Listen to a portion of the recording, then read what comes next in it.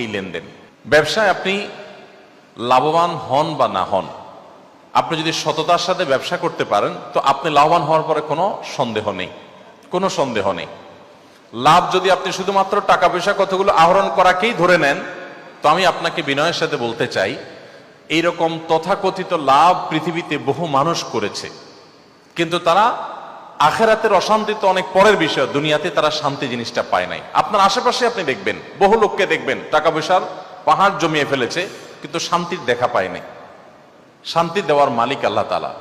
আল্লাহ তাআলা যখন শান্তি দিবেন তখন কুড়ো করে দিবেন, আর আল্লাহ যখন শান্তি দিবেন না তখন আট্টালিকার মধ্যেও শান্তি দিবেন না।